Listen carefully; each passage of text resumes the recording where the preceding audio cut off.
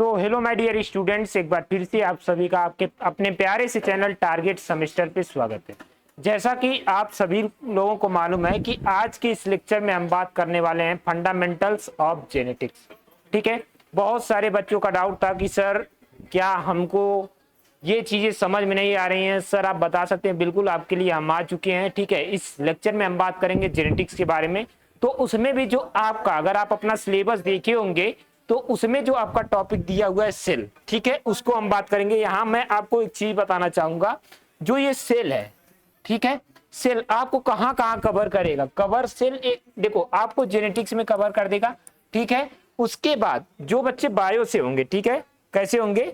Bio से होंगे, bio से, ठीक है, उनको भी ये कवर करेगा। ध्यान रखना, ये चीज दो जगह आपको कवर करने वाला है, तो इसलिए अच्छे तरीके से इसको पढ़िएगा। ठीक है, आज बहुत सारे बच्चों ने हमसे मिला और बोला कि सर ये जो है हमें इस सब्जेक्ट में प्रॉब्लम आ रही है। ठीक है, चलिए अब हम बात करेंगे। पहला जो आपका टॉपिक है सेल के बारे में, तो सेल आप लोग शुरू से ही पढ़ते आ रहे होंगे। ठीक है, फंक्शनल यूनिट है, सॉरी फंक्शनल यूनिट है, स्ट्रक्चरल यूनिट है। ठीक है, तो उसके बारे में हम बात कर रहे हैं। तो यहाँ पे देखो कहा जा रहा है सेल एक लैटिन भाषा का शब्द है। कैसा है? ध्यान रखना, लैटिन भाषा। आपसे पूछा जा सकता है, क्योंकि आप लोग जान रहे हैं कि आपका जो पैटर्न है वो एमसीक्यूज होने वाला है। तो उसमें बच्चों आपको ये भी पूछा जा सकता है कि ये जो शब्द है, ठीक है, सेल, ये किससे लिया गया है? तो सेलुलर। ठीक है, याद रखना, जो भी हिंदी मीडियम के स्टूडेंट है, इंग्लिश मीडियम, हम दोनों ही मोड में लेके चलेंगे। ठीक है, जो ये शब्द है ये सेलुलर से लिया गया है। ठीक है, सेलुलर, सेलुलर, ठीक है, ध्यान रखना, सेलुलर से लिया गया है। ठीक है, जिसका अर्थ होता है छोटा कमरा। ठीक है, इस तरीके से जो है आपसे यहाँ से क्वेश्चन बन सकता है कि किस भाषा से लिया गया है, तो लैटिन भाषा से लिया गया है। अब हम बात करते हैं, आपसे दूसरा क्वेश्चन इस तरीके से पूछा जा सकता है, सेल इज, देखो जो आपका है, जो आपका पैटर्न है एमसीक्यूज, उसी आधारित पे हम पढ़ाएंगे। ठीक है, उसी आधारित पे आपको बताएंगे कि दूसरा क्वेश्चन आपसे पूछा जा सकता है सेल इज, बहुत सारा ऑप्शन दे दिया। पहला ऑप्शन दे दिया स्ट्रक्चरल, ठीक है, दूसरा दे दिया फंक्शनल, तीसरा दे दिया बोथ, ठीक है, चौथा दे दिया नन ऑफ द अबव। तो आप क्या लगाएंगे? बोथ लगाएंगे। ठीक है, क्यों? क्योंकि जो आपका सेल होता है, ठीक है, वो क्या होता है? स्ट्रक्चरल और फंक्शनल यूनिट ऑफ लाइफ, यानी जीवन की क्या है, एक तरह से संरचनात्मक और कार्यात्मक इकाई होती है। ठीक है, यहां तक क्लियर हो गया। आगे बात करते कर रहा है कि cell was the first discovered. जो सेल था उसको फर्स्ट डिस्कवर्ड करने वाले आपके जो वैज्ञानिक थे, रॉबर्ट हुक। बहुत पूछा जाता है, एकदम धुआंधार पूछा जाता है कि रॉबर्ट हुक किसकी खोज किए थे, या फिर सेल डिस्कवर्ड बाई, ठीक है, रॉबर्ट हुक इन 1965। इसको बहुत याद रखिएगा, बहुत पूछा जाता है। ठीक है, अब किसमें देखा गया था? तो एक कार्क टिश्यू। देखो एक क्वेश्चन बहुत इंपॉर्टेंट था, पिछली बार आया था। ठीक है, ध्यान देना, पिछली बार आया था कि जो सेल पाया जाता है, ठीक है, ये जो रॉबर्ट हुक थे किस प्लांट में जो है इसका खोज किए थे, तो ओक प्लांट था। क्या था?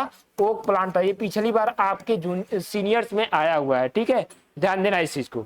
अब आगे हम बात करते हैं, cell theory was formulated independently by Schleiden एवं स्वान। ठीक है, अब देखो हम उसी अनुसार से पीपीटी बनाए हैं, जिस अनुसार से आपको पढ़ाना है। आपको पढ़ाना कैसे? एमसीक्यूज की तरह से आपको पढ़ाना है। तो यहाँ पे सेल थ्योरी की बात की जा रही है। ठीक है, सेल थ्योरी क्या था कि इसमें जो भी कोशिकाएं बनती है, जो नई कोशिकाएं बनती है, वो अपने पूर्ववर्ती कोशिकाओं से मिलकर बनी होती हैं। ठीक है, जैसे क्या हुआ, मान लो हम हैं, सपोज दैट हम ही हैं, तो हम कैसे मिलके बने हुए हैं? तो हम भी सेल से ही मिलके बने हुए हैं। ठीक है, अब उसी तरीके से जो होती हैं, जो कोशिकाएं होती हैं, वो अपने पूर्ववर्ती यानी पेरेंटल सेल से जो है मिलके क्या करती हैं? बनाती हैं। उसी को क्या बोलते हैं? सेल थ्योरी बोलते हैं। अब इसको देने वाले दो वैज्ञानिक थे, स्लाइडेन एंड स्वान। बहुत पूछा जाता है, ये कब दिए थे? 1838 से 39 तक। ठीक है, बहुत पूछा जाता है। इतना जो बताया ना, अगर इसी को पढ़ लोगे 3 से 4 क्वेश्चन आपका फिक्स हो सकता है। ठीक है, अगर कोई अच्छा एग्जामिनर बनाएगा तो यहाँ से देगा। ठीक है, अब आगे हम बात करते हैं। कह रहा है कि रूडोल्फ विर्चो एक वैज्ञानिक थे। उन्होंने कहा कि फार्मुलेटेड सेल लिंकेज थ्योरी, और क्या दिए थे? Cell arise from pre existing cell. ठीक है, अब देखो इसको समझना, ध्यान से समझना। एक वैज्ञानिक थे रूडोल्फ विर्चो। ठीक है, रूडोल्फ विर्चो जो थे वो कई चीज दिए थे, जैसे यहाँ पे सेल लिंकेज भी दिए थे। ठीक है, उसके बाद सेल थ्योरी, भाई मतलब जो लिंकेज भी बोलते हैं इसको, सेल थ्योरी। यहाँ पे तो पढ़ ली सेल थ्योरी, लेकिन अगर मॉडर्न की बात करें, ठीक है, किसकी बात करते हैं? मॉडर्न की। मॉडर्न की अगर बात करोगे तो कौन दिए थे, रुडोल्फ विर्चो, ठीक है, ध्यान देना। उसके बाद उन्होंने एक स्टेटमेंट दिया था, वो स्टेटमेंट क्या था, cell arise from pre existing cell. अभी अभी हमने बताया कि जो आपकी कोशिकाएं होती है, जो नई कोशिकाएं बनती हैं, वो अपने पूर्ववर्ती कोशिकाओं से मिलकर बनी होती हैं, ठीक है, सेम वही चीजें कही जा रही हैं। आगे बात करते हैं अगले स्लाइड की तरफ। अब आगे दिया गया है टाइप्स ऑफ सेल। आप शुरू से ही पढ़ते आ रहे होंगे, टाइप्स ऑफ सेल मतलब कोशिकाओं का प्रकार। रिफ्रेश कर लेते हैं। कोशिकाओं के प्रकार, तो आप जानते हैं जो सेल्स होते हैं, ठीक है, जो सेल होते हैं वो कितने तरीके से होते हैं, दो तरीके से। एक होता है प्रोकैरियोटिक, ये होता है यूकैरियोटिक, ठीक है। क्या होता है, प्रोकैरियोटिक और यूकैरियोटिक होता है। तो यहाँ पे देखो पार्टिकुलर्स, इसको इंपॉर्टेंट करके लिखना है, यहाँ से भी एमसीक्यू बनेगा, ध्यान रखना, इसको इंपॉर्टेंट करके लिखना। हम एमसीक्यू की दृष्टि से ही पढ़ाएंगे, तो यहाँ पे जो है इसको इंपॉर्टेंट करके लिखना। अब यहाँ देखो एक होता है यूनिसेल प्रोकैरियोटिक, एक होता है यूकैरियोटिक, ठीक है। अब यहाँ पे देखो अगर सेल साइज की बात करें, ठीक है, सेल साइज की अगर हम बात करते हैं तो 1 से 10 माइक्रोमीटर होता है, ठीक है, ध्यान रखना 1 से 10 माइक्रोमीटर होता है। वहीं पे अगर देखें तो 10 से 100 माइक्रोमीटर किसका होता है, यूकैरियोटिक का। ऊपर एक चीज छूट गया, टाइप की अगर हम बात करें तो यूनिसेलुलर होते हैं। कैसे होते हैं, यूनिसेलुलर, यानी जो प्रोकैरियोट्स होते हैं वो कैसे होते हैं, यूनिसेलुलर, ठीक है। और दूसरा बात करते हैं यूकैरियोट्स की बात करते हैं तो ये भी यूनिसेलुलर एंड मल्टीसेलुलर दोनों में पाए जाते हैं, ठीक है। अब एक चीज बच्चा ध्यान रखना, क्या ध्यान रखना, बताता हूं आपको, सर्दी का नहीं रहा होगा, हाँ बताता हूं, एक चीज आपको ध्यान रखना। अगर कहीं प्रोकैरियोटिक की एक इमेज क्रिएट कर लेना, प्रोकैरियोटिक की अगर बात कर रहा है तो इसको बैक्टीरिया ही समझना, ठीक है। बैक्टीरिया को अपने दिमाग में याद रखना कि बैक्टीरिया का शरीर ऐसे होता है, ये होता है, वो होता है, जो भी होता है उसको बैक्टीरिया ही क्रिएट कर लेना। अब इसमें अपने आप को जो है माइंड में रखना कि हम जो मतलब जो एनिमल्स आते हैं, प्लांट्स आते हैं, वो किस में आते हैं, इसी में आते हैं, ठीक है, एनिमल्स प्लांट्स, ठीक है, इसको इसमें रखना है, ठीक है, अपने लेवल से सोचना तब ये चीजें समझ में आएंगी, ठीक है। अब न्यूक्लियस यानी जिसे हम केंद्रक बोलते हैं उसकी बात करते हैं, ठीक है। न्यूक्लियस इसकी बात करते हैं, इसमें अब्सेंट मतलब पाया नहीं जाता है, ठीक है, अब्सेंट पाया जाता है। अगर पाया भी जाएगा तो किस रूम में पाया जाता है, न्यूक्लियाइड प्रेजेंट होता है, ठीक है, क्या होता है, न्यूक्लियाइड प्रेजेंट होता है और इसमें जो है न्यूक्लियस पाया जाता है, ठीक है। आगे बात करते हैं न्यूक्लियर मेम्ब्रेन। न्यूक्लियर मेम्ब्रेन की अगर बात करें तो प्रोकैरियोट्स में क्या होता है, अब्सेंट होता है, ध्यान रखना, प्रोकैरियोट्स में अब्सेंट होता है और इसमें क्या होता है, प्रेजेंट होता है। अभी हम एक एक चीजें आपको बताएंगे कि किस तरीके से इस टेबल से क्वेश्चन बन सकता है, ठीक है। बस इस वीडियो को आप लास्ट तक जरूर देखना, ठीक है, आपसे यही रिक्वेस्ट है कि आप इस वीडियो को लास्ट तक देखना और ज्यादा से ज्यादा जो भी आपके फ्रेंड है उनके पास शेयर करना, ठीक है। उम्मीद करेंगे ये वीडियो जो है, इसी वीडियो से आपको मैक्सिमम क्वेश्चन देखने को मिल जाएंगे, ठीक है। यहां तक क्लियर हो गया। अब राइबोसोम की बात करते हैं, किसकी बात करते हैं, राइबोसोम की बात करते हैं। राइबोसोम इसमें 70 एस की पाया जाता है, ठीक है, स्मॉल और 70 एस। अब कई बच्चे कह रहे होंगे सर 70 एस क्या है, तो आगे हम डिटेल में बात करेंगे जब अगला लेक्चर आएंगे, जब राइबोसोम आपको बताएंगे, ठीक है, राइबोसोम बताएंगे तो उसमें हम एकदम डिटेल से आपको बताएंगे कि 70 एस क्या होता है और राइबोसोम क्या होता है, इसका फंक्शन क्या होता है, बहुत ज्यादा पूछा जाता है। अभी बात कर रहे हैं, अभी कुछ बच्चे थे, मतलब जिस लाइब्रेरी में हम पढ़ते हैं उसी लाइब्रेरी में कुछ बच्चे आए हुए थे, तो उन्होंने पूछा, बोला सर कि राइबोसोम का कार्य पूछा गया था यूपीपी के पेपर में, उत्तर प्रदेश जो पुलिस का पेपर हुआ है यूपीपी का, उसमें पूछा गया था। तो आप समझ सकते हैं जब वहां पूछा जा रहा है तो हमारे पेपर में क्यों नहीं पूछा जा सकता है, ठीक है। इसलिए आप लोग अच्छे तरीके से पढ़िएगा, ठीक है। 70 एस के इसमें पाए जाएंगे, इसमें 80 एस और क्या होगा, लार्ज एज कंपेयर टू किसके, प्रोकैरियोटिक के, ठीक है। अब डीएनए की बात करते हैं। डीएनए इसमें कैसा होगा, सर्कुलर, यानी इस तरीके से कुछ सर्कुलर टाइप का पाया जाता है, ठीक है। इसमें क्या होगा, लाइनियर टाइप का पाया जाएगा, ठीक है। यूकैरियोटिक में कैसा पाया जाएगा, लीनियर टाइप का पाया जाएगा। अब सेल वॉल की बात करते हैं तो सेल वॉल इसमें सिंपल पाया जाएगा, पेप्टिडोग्लाइकान, किसका पाया जाएगा बच्चों, पेप्टिडोग्लाइकान। ये भी याद रखना, बहुत इंपॉर्टेंट है, बहुत इंपॉर्टेंट है, ठीक है, वेरी वेरी इंपॉर्टेंट करके लिखना। अब यहाँ हम कुछ टर्म आपको बता देते हैं, ठीक है। जैसे यहाँ पे कह रहा है कि पेप्टिडोग्लाइकान या फिर म्यूरिन, ठीक है, म्यूरिन या फिर पेप्टिडोग्लाइकान, ये किसका होता है, बैक्टीरिया का, ठीक है, बैक्टीरिया का होता है, ठीक है बच्चों, कैसा होता है, बैक्टीरिया का होता है, किसका होता है, बैक्टीरिया का। ठीक, आगे बात करते हैं, अगर वहीं पे पूछा जाए आपका किसका, कवक यानी फंगस का पूछा जाए, ठीक है, किसका पूछा जाए, फंगस का पूछा जाए, तब आप क्या बताओगे, ठीक है। इसके लिए अच्छा सा एग्जांपल मैं बता देता हूँ, क से कवक, ठीक है, फंगस को हिंदी में क्या बोलते हैं, कवक, ठीक है। अब इसी से क से कवक, क से काइटिन, ठीक है, इस तरीके से आप याद रख सकते हैं। देखो कुछ ना कुछ आपको अपनाना पड़ेगा याद करने के लिए, सिंपल सी बात है, ठीक है। तो इसलिए जो है ये ट्रिक आप लगा सकते हैं, ठीक है।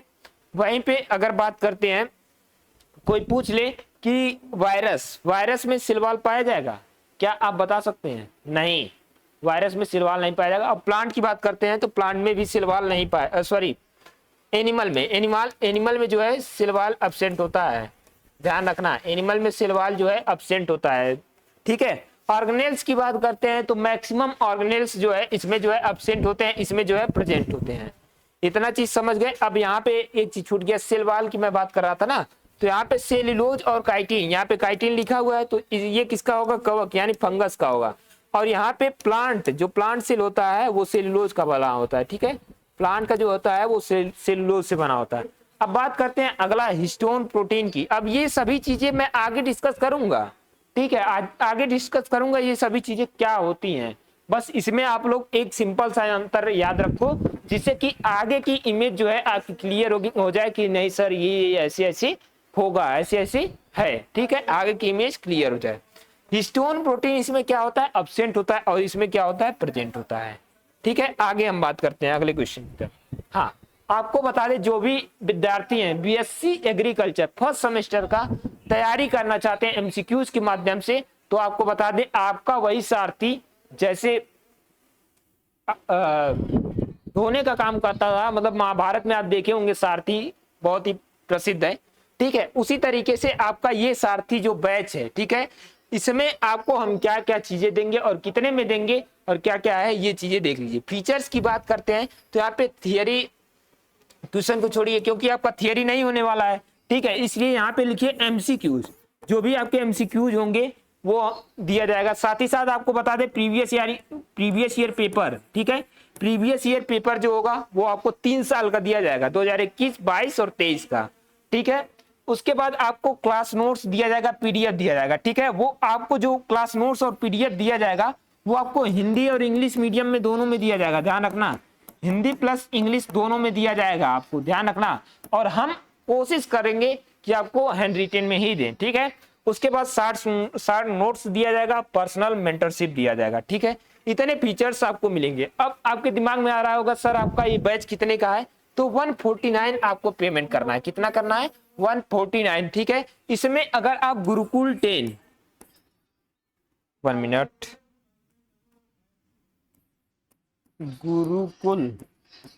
गुरुकुल 10 अगर ये कूपन कोड अप्लाई करते हैं तो 10% का आपको क्या मिल जाएगा, ऑफ मिल जाएगा, ठीक है, 10% का आपको ऑफ मिल जाएगा। तो अभी देरी किस बात की है, जाइए अभी target Gurukul mobile application download करिए और वहां से कोर्स को परचेज करिए और अपनी तैयारी को और बेहतर बनाइए, ठीक है। चलिए अब हम आगे बात करते हैं, ठीक है, आगे बात करते हैं। हम लोग अंतर देख रहे थे तो यहाँ पे mRNA आता है, ठीक है, क्या आता है, mRNA इसमें कैसा होता है, पॉलीसिस्ट्रॉनिक होता है। कैसा होता है बच्चों, पॉलीसिस्ट्रॉनिक होता है। और इसमें क्या होता है, मोनोसिस्ट्रॉनिक। ये सभी चीजें हम बात करेंगे कि पॉलीसिस्ट्रॉनिक क्या होता है और मोनोसिस्ट्रॉनिक क्या होता है, आगे बात करेंगे। माइक्रोट्यूब्यूल्स की बात करते हैं, ठीक है, माइक्रोट्यूब्यूल्स की अगर हम बात करें तो ये एब्सेंट होता है या फिर कभी कभी रेयर केस में पाया भी जाता है। कब पाया जाता है ये भी हम उसमें बात करेंगे, ठीक है। यूकैरियोटिक में प्रेजेंट होता है। अब माइटोसिस मियोसिस आप लोग जानते होंगे कि कोशिका विभाजन जिसे हम बोलते हैं, कोशिका विभाजन, उसमें एक माइटोसिस होता है, एक मियोसिस होता है। क्या होता है आगे बात करेंगे, ठीक है। ये क्या है, एब्सेंट होता है और इसमें क्या होता है, प्रेजेंट पाया जाता है, ठीक है। अब यहाँ पे रिप्रोडक्शन जो होता है ये इंपॉर्टेंट करके लिखना, ठीक है। जो रिप्रोडक्शन होता है इसमें बाइनरी फ्यूजन होता है, ठीक है, बाइनरी फ्यूजन होता है या फिर क्या होगा, बडिंग होगा, ठीक है। और इसमें क्या होगा, माइटोसिस होगा। क्यों, अब क्योंकि इसमें प्लांट, एनिमल, फंजाई ये सभी चीजें पाए जाते हैं। अब इसके एग्जाम्पल की बात हम करते हैं। इसमें जो पाया जाएगा आपका बैक्टीरिया पाया जाएगा, ठीक है, आर्की बैक्टीरिया पाया जाएगा और क्या पाया जाएगा, माइकोप्लाज्मा पाया जाएगा। ये सभी किस में आ जाएंगे, आपके प्रोकैरियोटिक में आ जाएंगे। और यूकैरियोटिक की अगर हम बात करें तो प्लांट्स, एनिमल्स और क्या आ जाएंगे, फंजाई आ जाएंगे, ठीक है। यहां तक क्लियर है आप लोगों को? क्लियर है? ठीक है, ठीक है। अब देखो, अब यहाँ पे मैं बता देता हूं, आपको फिगर दिखा देता हूं। हाँ, अगर आपके मिड टर्म में लिखने के लिए आता है, मिड टर्म तो होगा, सिंपल सी बात है, आपको थियरी ही देना पड़ेगा मिड टर्म, ठीक है।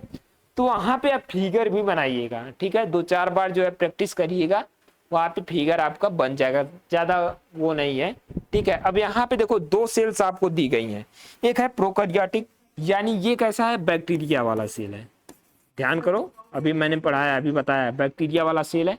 और ये कैसा है, आपका प्लांट सेल है, ठीक है, कैसा है, प्लांट सेल है, सिंपल सा अंतर देख लो। अब यहाँ पे देखो, ये जो है, ये कुछ दिख रहा है, ये क्या है, न्यूक्लियाइड है। 1 मिनट, इसको रिफ्रेश करते हैं।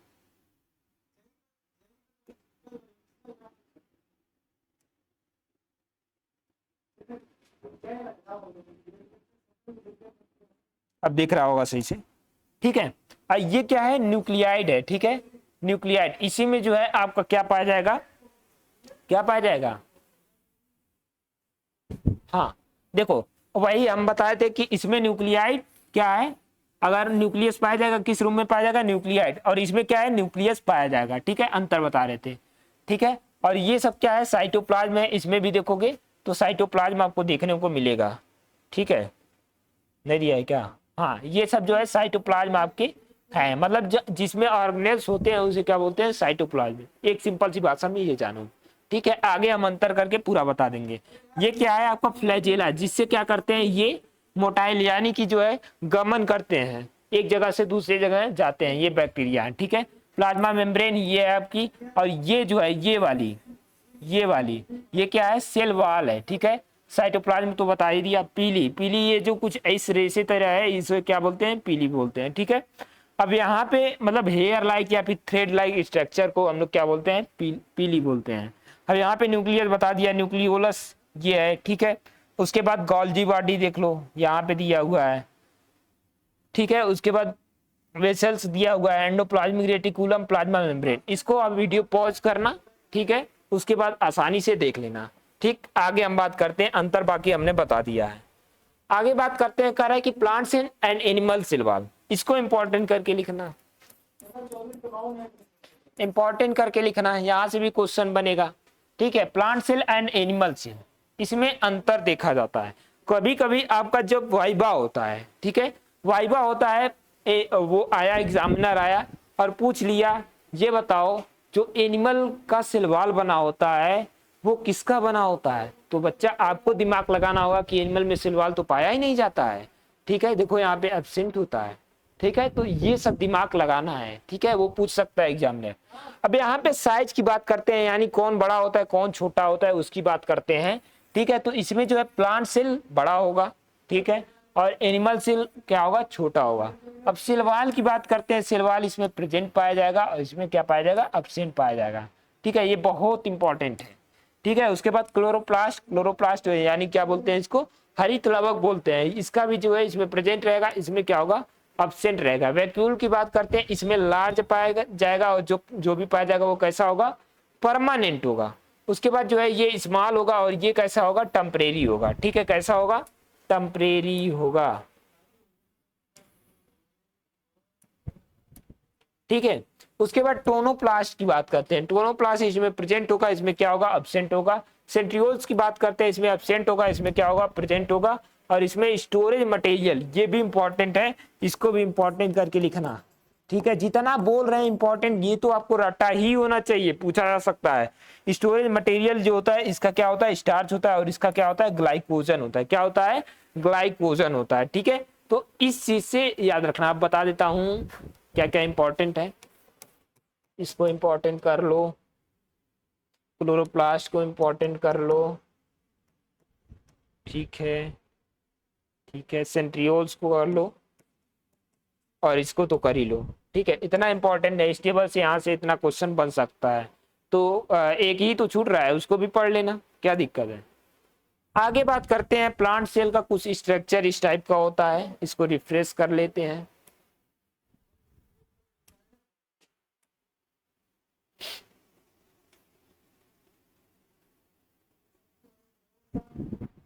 ठीक है, प्लांट सेल के बारे में अगर हम बात करें तो पहले आप लोग इसको जो है देख लो अच्छे तरीके से। यहाँ पे प्लांट सेल है आपका, क्या है प्लांट सेल, अभी अभी हमने बताया है, ठीक है, अंतर बता के आया हूँ। प्लांट सेल है, इसमें क्या है एनिमल सेल है, ठीक है, क्या है एनिमल सेल है।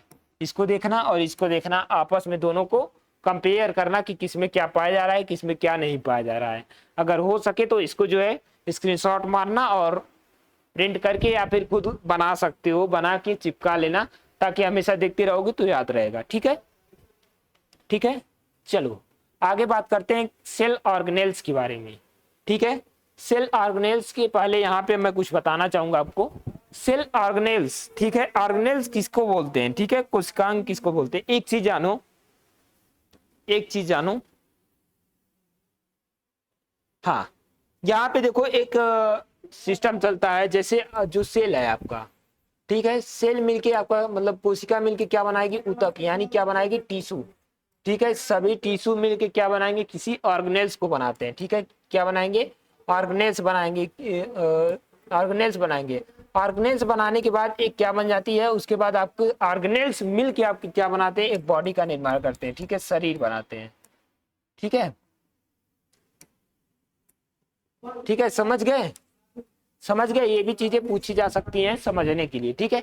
अब सेल ऑर्गेनेल्स की बात करते हैं, तो सेल ऑर्गेनेल्स के बारे में आप लोग जानते होंगे, पहले से भी पढ़ के आए होंगे। जो एग्रीकल्चर के स्टूडेंट है वो भी पढ़े होंगे, जो बायो के हैं वो भी पढ़े होंगे, हाँ, जो मैथ वाले होंगे उनके लिए थोड़ा चीजें नई होंगी। तो सेल ऑर्गेनेल्स क्या होता है, सेल ऑर्गेनेल्स मतलब membrane bound structure that are found within a cell are known as cell organelles, ठीक है। मतलब इसमें क्या कहा जा रहा है आपको कि जो भी मेम्ब्रेन बाउंड स्ट्रक्चर बनता है सेल के अंदर, उसे हम लोग क्या बोलते हैं, सेल ऑर्गेनेल्स बोलते हैं, ठीक है, यहां तक क्लियर है। अब कह रहा है the protein of cell other than nucleus, मतलब न्यूक्लियस के अलावा जो पाया जा रहा है उसको हम लोग क्या बोलते हैं, साइटोप्लाज्म बोलते हैं, सॉरी हाइलोप्लाज्म बोलते हैं, ठीक है। कह रहा है कि नहीं भाई, साइटोप्लाज्म बोलते हैं, ठीक है। देखो जो पोर्शन था, मतलब ये सेल है, इसके अंदर ऑर्गेनेल्स है, ठीक है, अगर इनको क्या करें, हटा दे, ठीक है, कह रहा है the portion of cell other than nucleus, मतलब ये क्या करें, ये जो बीच में न्यूक्लियस बैठा है, ठीक है, ये सभी ऑर्गेनेल्स रहेंगे, बस न्यूक्लियस को हटा दे तो उसे हम लोग क्या बोल देते हैं, साइटोप्लाज्म। एग्जांपल के लिए मैं दिखाने के लिए मैं चलता हूं आपको यहाँ, ठीक है। ये जो सेल है एनिमल सेल है, ठीक है, यहाँ पे न्यूक्लियस को मिटा दो, ये मान के चलो है ही नहीं, ठीक है, इसके अलावा जो बचेगा उसको हम लोग क्या बोलेंगे, साइटोप्लाज्म, ठीक है। ये जो है ये सब क्या होगा, ये सब आपका साइटोप्लाज्म होगा, ऑर्गेनेल्स इंक्लूड होंगे, ठीक है। तो यहाँ पे नोट करके लिखिएगा, मतलब इसको हाईलाइट कर लीजिएगा, ठीक है, ये भी पूछा जा सकता है। कह रहा है द पोर्शन ऑफ साइटोप्लाज्म, अब वो साइटोप्लाज्म की बात कर रहा है, क्या बात कर रहा है, इस साइटोप्लाज्म की बात कर रहा है, न्यूक्लियस को भूल जाओ क्योंकि साइटोप्लाज्म की ही बात कर रहा है। Other than organelles is known as hyaloplasm, ठीक है, मतलब इसमें न्यूक्लियस भी नहीं है और ये ऑर्गेनेल्स भी नहीं है, उसे हम लोग क्या बोल रहे हैं, हाइलोप्लाज्म बोल रहे हैं, ठीक है, ठीक है, क्लियर हो गए।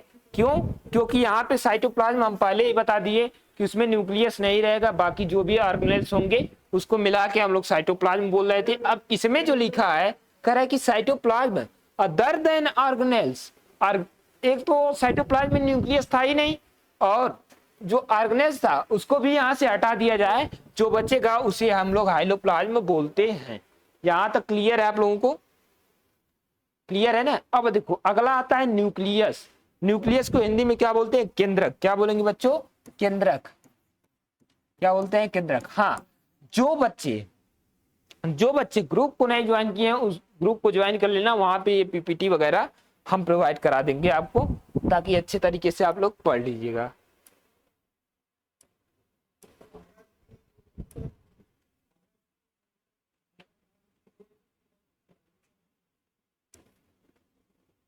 ठीक है, यहाँ पे मैं क्या बता रहा था न्यूक्लियस के बारे में, तो न्यूक्लियस को हिंदी में क्या बोलते हैं, केंद्रक।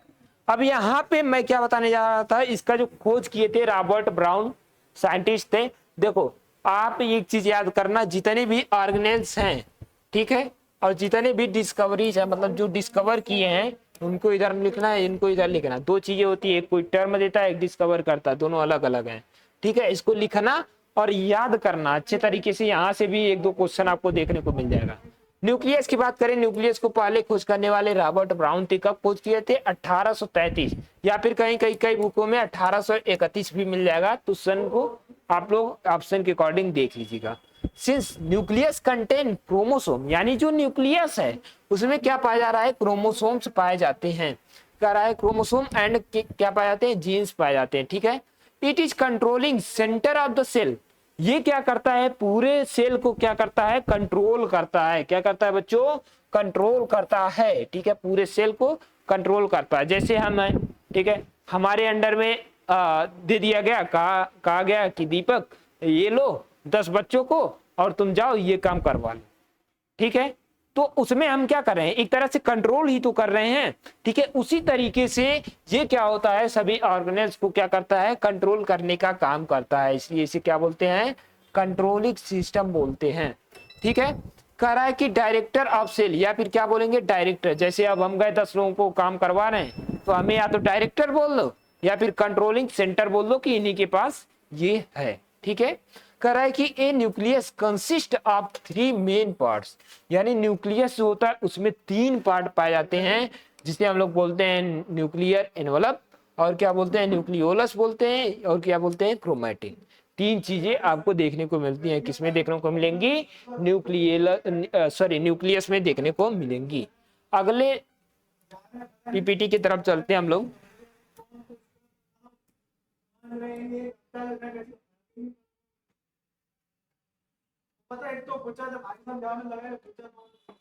ठीक है, अब न्यूक्लियर एनवलप क्या होता है उसके बारे में हम बात करते हैं। किसके बारे में बात करेंगे? न्यूक्लियस एनवलप के बारे में बात करेंगे। कह रहा कि आउटर बाउंड्री ऑफ न्यूक्लियस।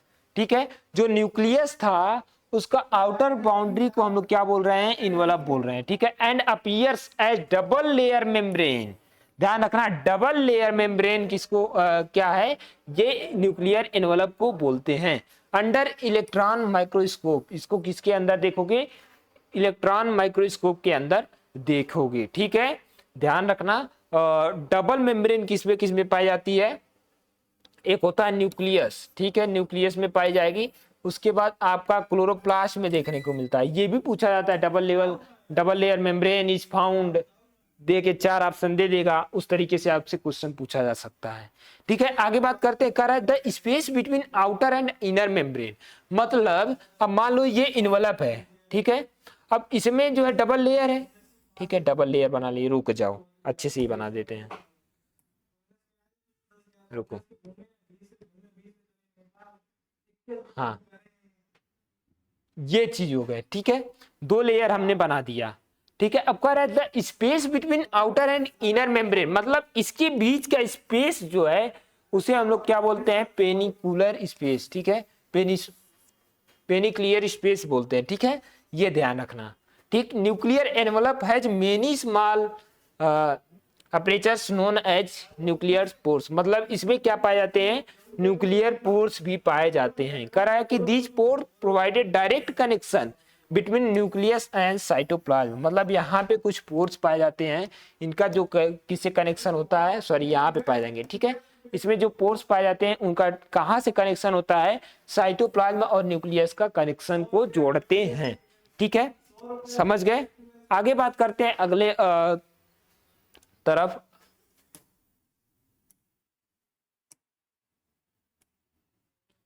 आगे कह रहा है the outer and inner unit membrane together are known as nuclear envelope, मतलब जो आउटर लेयर था और इनर लेयर था उनको टुगेदर मतलब साथ लेके हम लोग क्या बोल दे रहे हैं? न्यूक्लियर एनवलप बोल दे रहे हैं।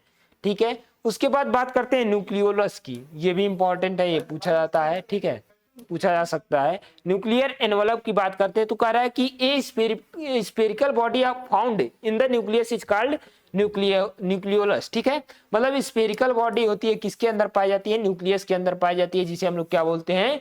न्यूक्लियोलस बोलते हैं। कह रहा है कि it is responsible for formation of ribosome and synthesis of RNA.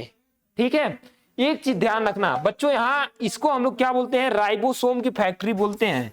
क्या बोलते हैं, राइबोसोम की फैक्ट्री। ध्यान रखना, राइबोसोम मतलब ये न्यूक्लियोलस क्या करता है, ये राइबोसोम बनाता है। क्या बनाता है बच्चों, राइबोसोम बनाता है। ध्यान रखना, राइबोसोम बनाता है, ठीक है। इसलिए इसे हम लोग क्या बोलते हैं, राइबोसोम की फैक्ट्री बोलते हैं। एक क्वेश्चन और आपसे पूछा जाता है प्रोटीन की फैक्ट्री, यही मैं क्लियर कर दे रहा हूं, कंफ्यूज नहीं होना है। प्रोटीन की फैक्ट्री, तो इसको हम लोग क्या बोलते हैं, राइबोसोम बोलते हैं। राइबोसोम को प्रोटीन की फैक्ट्री बोलते हैं, ठीक है। राइबोसोम को प्रोटीन की फैक्ट्री बोलते हैं, जो भी हो, ठीक है। अब यहाँ पे देखना, न्यूक्लियोलस तो किसको बना रहा है, राइबोसोम को, लेकिन राइबोसोम किसका सिंथेसिस कर रहा है, वो कर रहा है प्रोटीन की सिंथेसिस कर रहा है। इसलिए यहाँ पे दोनों दो चीजें हैं। राइबोसोम की जो फैक्ट्री होती है उसे हम लोग न्यूक्लियोलस को बोलते हैं, और प्रोटीन की फैक्ट्री किसे बोलते हैं, राइबोसोम को बोलते हैं, ठीक है। यहां तक क्लियर है, यहां तक क्लियर है आप लोगों को, ठीक है। ठीक है, इतनी चीजें आपको क्लियर हो गई, हाँ क्लियर है, ठीक है। आगे हम बात करते हैं क्रोमैटिन। अब उसी के अंदर क्या था, क्रोमैटिन, ठीक है। क्या था, क्रोमैटिन था। अब क्रोमैटिन क्या होता है, बेसिक यूनिट ऑफ क्रोमोसोम्स। क्या बोलते हैं इसको, क्या बोलेंगे हम लोग, basic unit of chromosomes. Chromosome का ये क्या होता है, बेसिक यूनिट होता है। क्या होता है बच्चों, बेसिक यूनिट होता है, ठीक है। बेसिक यूनिट किसका होता है, क्रोमोसोम का। It refers to partly clumped and tangled mass of nuclear called chromosome. मतलब देखो, अब क्रोमैटिन मिल के जो देखते हो कि धागे नुमा ऐसी संरचना होती है, रुको दिखा देते हैं उसको, हम लोग क्या बोलते हैं, हाँ देखो यहाँ पे है, ठीक है, न्यूक्लियोलस का फोटो है। तो इसे हम लोग यहाँ पे अच्छे तरीके से समझ जाओगे। इसको एक बार रिफ्रेश कर लेते हैं। समझाना, चीजों को अच्छी तरीके से दिमाग में बैठाना, तभी एमसीक्यू सॉल्व कर पाओगे। देखो कई बच्चे ऐसे होते हैं जो सीधा सीधा आया, हाँ ये सही है, ये सही है, लेकिन कभी कभी क्वेश्चन को घुमा दिया जाता है, तो घुमा के भी अगर क्वेश्चन पूछता है तो उसे भी आप अच्छे तरीके से समझ पाए। हमारा उद्देश्य ये होता है। देखो अब ये आपका आउटर मेम्ब्रेन है, क्या है, ये आपका आउटर मेम्ब्रेन है, ये क्या है, इनर मेम्ब्रेन है, ठीक है। अब इन दोनों को मिला के हम लोग न्यूक्लियर एनवलप बोल दे रहे हैं। देखो यहाँ पे टुगेदर कॉल्ड न्यूक्लियर एनवलप, ठीक है।